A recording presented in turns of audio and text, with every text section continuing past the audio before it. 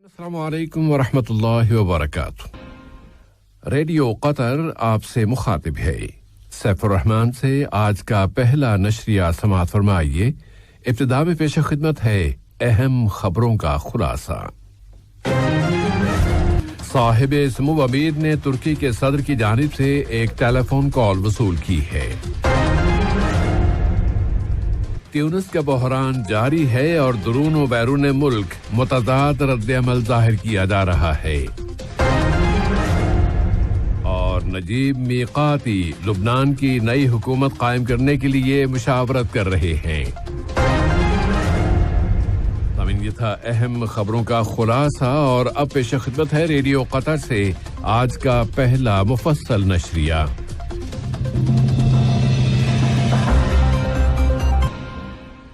بسم اللہ الرحمن الرحیم۔ صاحب سمو امیر شیخ تمیم بن حمد آل ثانی نے برادر ملک جمہوریہ ترکی کے صدر رجب طیب ایردوان کی جانب سے ایک ٹیلی فون کال وصول کی ہے۔ اس رابطے میں دونوں ملکوں کے درمیان اسٹریٹجک تعلقات و تعاون کے مختلف پہلوؤں، انہیں فروغ دینے کے وسائل اور مشترکہ دلچسپی کے نمایاں علاقائی اور بین الاقوامی مسائل کا جائزہ لیا گیا ہے۔ معاون وزیر خارجہ اور وزارت خارجہ کی سرکاری ترجمان محترمہ لولوا بنت راشد الخاطر نے ویڈیو کال کے ذریعے کینیڈا کی معاون وزیر امور خارجہ و بین الاقوامی تجارت محترمہ سینڈرا میکرڈل کے ساتھ بات چیت کی ہے، جبکہ قطر میں کینیڈا کی سفیر محترمہ سنیواد میکولم بھی اس ویڈیو کال میں شریک تھیں۔ اس رابطے میں دونوں ملکوں کے باہمی تعلقات و تعاون، قطر اور کینیڈا کی اچیومنٹس اور باہمی تعاون کی اہمیت کا جائزہ لیا گیا۔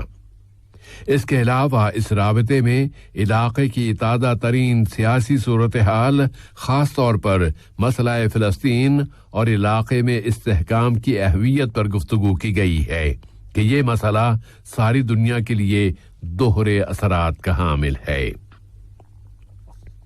قطر نے تیونسی بحران کے تمام فریقوں سے اپیل کی ہے کہ وہ حکمت و دانشمندی کی آواز کو غالب کرتے ہوئے شدت میں اضافے اور تیونس کے سفر میں اس کے منفی اثرات سے اپنے آپ کو بچائیں۔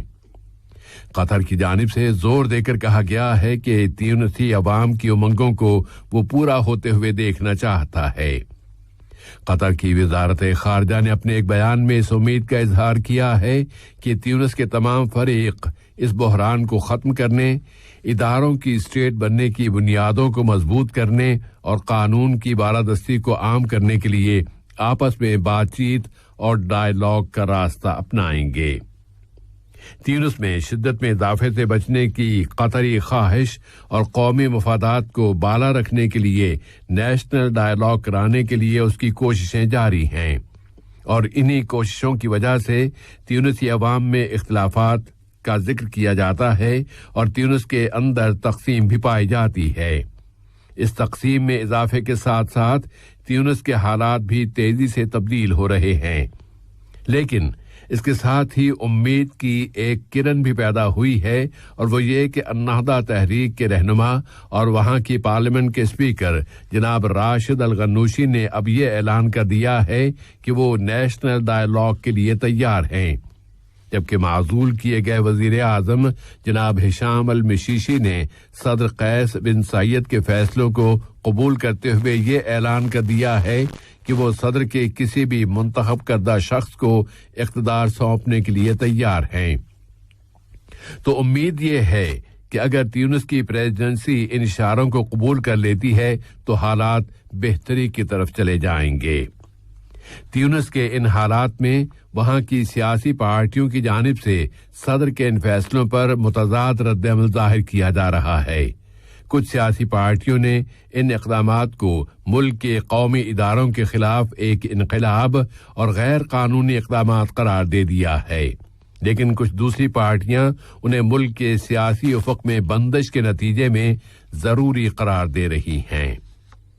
تیونس کی وزارت خارجہ نے بتایا ہے کہ ملک کے وزیر خارجہ نے ٹیلی فون پر ترکی، فرانس، اٹلی اور جرمنی کے وزرائے خارجہ، یورپی یونین اور حقوق انسانی کے ہائی کمیشن کے ساتھ رابطے قائم کیے ہیں تاکہ انہیں اطمینان دلایا جا سکے، خاص طور پر کہ صدر نے پارلیمنٹ کو سیل کر دیا ہے، حکومت کو معزول کر دیا ہے۔ انہوں نے کہا ہے کہ تیونس جمہوری سفر کو آگے بڑھانا چاہتا ہے۔ وزارت خارجہ کے بیان میں مزید کہا گیا ہے کہ وزیر خارجہ نے ان اہلکاروں پر واضح کر دیا ہے کہ یہ اقدامات اور غیر معمولی اقدامات عبوری ہیں، اور ان وزرائے خارجہ نے بھی عہد کیا ہے کہ وہ تیونس میں جمہوری عمل کی حمایت کرتے رہیں گے۔ وزارت صحت عامہ نے اعلان کیا ہے کہ ملک میں یہاں کی سوسائٹی اور معاشرے میں کورونا وائرس کے مزید 86 اور مسافروں میں مزید 60 کیسز رجسٹر ہوئے ہیں، اور مسلسل چھٹا دن تھا کہ یہاں کورونا کی وجہ سے کوئی شخص فوت نہیں ہوا۔ وزارت صحت نے زور دے کر کہا ہے کہ ملک میں 2 ملین سے زیادہ باشندے اب تک اینٹی کووڈ 19 ویکسین کی کم سے کم ایک ڈوز لے چکے ہیں۔ شہر القدس اور اس کے اہم مقامات کے خلاف اسرائیلی جارحیتیں جاری ہیں، اور اس سلسلے میں اس نے ایک نئے منصوبے کا بھی اعلان کر دیا ہے جسے اس علاقے کے فروغ کے منصوبے کا نام دیا گیا ہے۔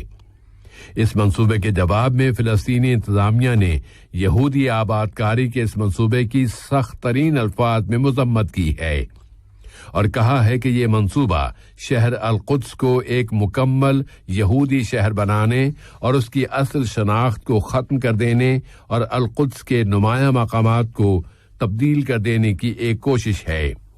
اس کے ساتھ ہی فلسطینی انتظامیہ نے عالمی برادری سے مطالبہ کیا ہے کہ وہ اپنی ذمہ داریاں پوری کرتے ہوئے ان اسرائیلی خلاف ورزیوں کو رکوائے۔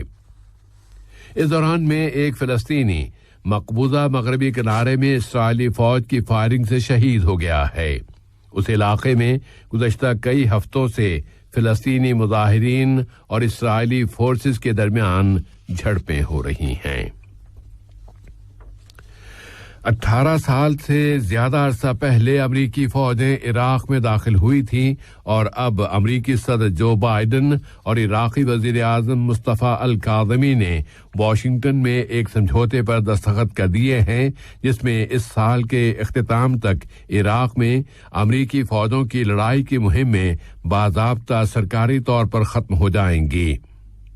صدر جو بائیڈن نے زور دے کر کہا ہے کہ اب امریکی فوجیں، ان کی ذمہ داریاں یا ان کا کردار صرف ٹریننگ دینے اور دہشت گردی کی روک تھام تک محدود ہوگا۔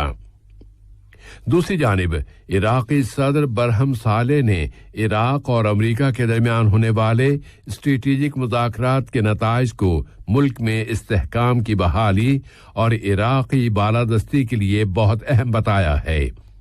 انہوں نے زور دے کر کہا ہے کہ عراقی حکومت بین الاقوامی اتحادی فوجوں کے عناصر کی حفاظت کرنے کی پابند ہوگی، جو اسے مشورے دینے اور عراقی فوج کی ٹریننگ کا کام کریں گے۔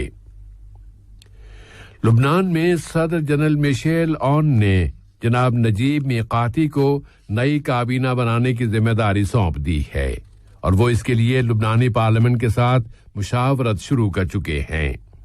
نجیب میقاتی کو ملک کے اندر کئی بڑے چیلنجوں کا سامنا ہے، اس کے باوجود بھی انہوں نے واضح طور پر یہ کہہ دیا ہے کہ وہ فرانسیسی منصوبے کو نافذ کریں گے، اور انہوں نے اس مشکل مہم کے لیے غیر ملکی ضمانتیں حاصل کر لی ہیں۔ لیبیا میں خلیفہ حفتر کی فورسز کے 9ویں بریگیڈ کے کمانڈر محمد الکانی کو قتل کر دیا گیا ہے۔ یہ کمانڈر شہر بنغازی میں ملٹری پولیس کے خلاف مزاحمت کر رہا تھا۔ ملٹری پولیس نے اس کے وارن گرفتاری لے کر اسے گرفتار کرنے کی کوشش کی تھی۔ اس پر ملک کے مغربی علاقے ترہونہ میں جنگی جرائم کے ارتکاب کا الزام عائد کیا گیا ہے۔ اس وارنٹ میں کہا گیا ہے کہ اس کمانڈر نے گزشتہ سال اس علاقے میں خلیفہ حفتر کی فوجوں کے انخلاء کے وقت ان جنگی جرائم کا ارتکاب کیا تھا۔ اور ترکی کے وزیر دفاع خلوصی اکار نے اپنے ایک بیان میں کہا ہے کہ ایتھنز کو انقرہ کے خلاف دشمنی کے اپنے موقف تبدیل کرنا ہوں گے۔ وہ ترکی اور یونان کے درمیان سیاسی اختلافات کے پس منظر میں ایک بیان دے رہے تھے۔ آج کا یہ نشریہ ختم ہونے سے قبل اہم خبروں کا خلاصہ ایک مرتبہ پھر پیش۔ السلام علیکم دوستو، میں ہوں شیخ نور، آپ دیکھ رہے تھے قطر نیوز ٹوڈے۔ مجھے امید ہے کہ یہ ویڈیو آپ کو انفارمیٹک لگی ہوگی۔ اسی طرح کے ویڈیو پاتے رہنے کے لیے نور ٹائم 24/7 یوٹیوب چینل کو سبسکرائب کیجیے اور اس ویڈیو کو لائک، کمنٹ اور شیئر ضرور کیجیے۔ اگر آپ فیس بک پر دیکھ رہے ہیں تو شیخ نور پیج کو لائک کیجیے اور فالو کیجیے تاکہ میں جیسے ویڈیو اپلوڈ کروں آپ تک پہنچ جائے۔ شکریہ۔